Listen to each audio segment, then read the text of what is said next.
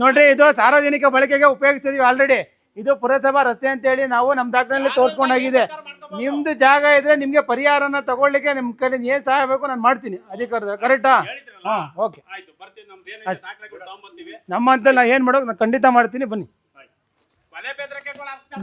ಏನನ್ನ ಮಾತಾಡ್ಬಿಡ್ರಿ ಉದಯ್ ಶಂಕರ್ ಅವ್ರೆ, ಅದ್ ಬೇಡ. ಕಾನೂನಿದೆ, ಕಾನೂನಿದೆ. ಸುಮ್ನೆ ಏನೇನೋ ಮಾತಾಡಕ್ ಹೋಗ್ಬಿಡಿ. ಯಾರು ನನಗೂ ಅದೇ ಕಾನೂನು, ನಿಮ್ಗೂ ಅದೇ ಕಾನೂನು. ಬನ್ನಿ, ಆಯ್ತು. ಯಾವ್ದು ಏನೇ ನಾವು ನಿಮ್ಗೆ ತೊಂದರೆ ಕೊಡಕ್ಕಲ್ಲ ಇರೋದು. ನೀವು ದಾಖಲೆ ತಂದು ಕೊಡಿಯಪ್ಪ, ಕೊಡಿ. ನಂಗೆ ದಾಖಲೆ ತಂದು ಕೊಡಿ. ನೀವು ದಾಖಲೆ ಕೊಡ್ದೇನೆ ಮಾತಾಡಿದ್ರೆ ಏನು ಪ್ರಯೋಜನ?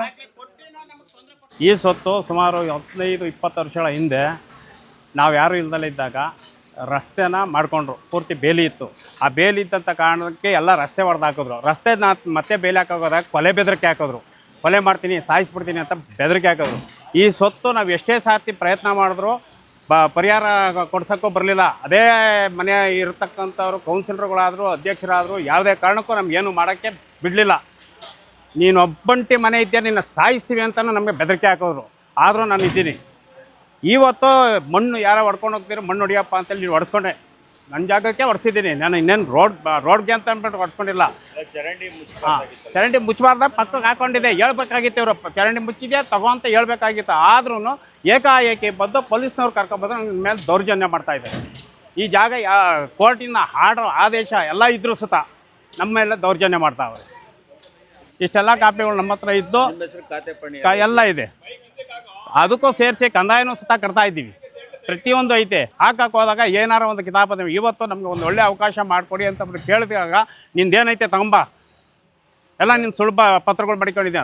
ನಾನೆಲ್ಲ ಪತ್ರಗಳು ಕೊಡ್ತಾ ಇದ್ದೀನಿ ಸ್ವಾಮಿ. ಯಾವ ಪತ್ರ ಇಲ್ಲ ಅಂತ ನನ್ನ ಹತ್ರ ಇಲ್ಲ, ಎಲ್ಲ ಪತ್ರಗಳು ನನ್ನ ಹತ್ರ ಇದೆ. ಮಣ್ಣು ಒಂದು ಏನು ಕೊಡ್ಸಿದ್ರಿ? ಮಣ್ಣು ಇಲ್ಲಿ ಭರ್ತಿ ಹಾಕ್ಸೋಣಕ್ಕೆ ಅಂತ ಹೊಡ್ಕೊಂಡಿದ್ದೋ. ಸ್ವಲ್ಪ ಜಲ್ಲಿ ಹಾಕ್ಸ್ಬಿಟ್ಟು ಆ ಮಣ್ಣು ಇದ್ರ ಮೇಲೆ ಹಾಕ್ಸೋಣ ಅಂತ ಸೈಡಿಗೆ ಬಿಟ್ಕೊಂಡಿದ್ದೀವಿ. ನಾವು ರೋಡ್ಗೆ ಅಂತಲೂ ಹೊಡ್ಸಿರ್ಲಿಲ್ಲ. ಆದರೂ ಇವರು ಏಕಾಏಕಿ ಬಂದು ಕೇಳಿದಾಗ ಅಂದರೆ ಈ ಸೈಡಿಗೆ ಬಳಸ್ಕೊಂಡಿದ್ದ, ಈ ಜಾಗಕ್ಕೆ ಬಳಸೋದಕ್ಕೋಸ್ಕರನೇ ಜಲ್ಲಿ ಕಲ್ಲು ಹೊಡ್ಸ್ಬಿಟ್ಟು ಅದ್ರ ಮೇಲೆ ಹಾಕೋಣ ಅಂತ ನಾನು ಹೊಡ್ಸಿದ್ದು. ಇವರು ಏಕಾಏಕಿ ಬಂದು ನನಗೆ ಮೊನ್ನೆ ಹಾಕಿ ಹೊಡ್ಸಿದ್ಯಾ, ಏನಕ್ಕೋಸ್ಕರ ಹೊಡ್ಸಿದ್ಯಾ ಅಂತ ಕೇಳ್ತಾ ಇದ್ದಾರೆ. ಜಾಗ ನನ್ನ ಜಾಗ ಇದೆ, ನನ್ನ ಜಾಗಕ್ಕೆ ಹೊಡ್ಕೊಂಡಿದ್ದೆ, ಆಮೇಲೆ ಎತ್ತಾಕೊಂತೀನಿ ಅಂತ ಹೇಳ್ತಾ ಇದ್ರು.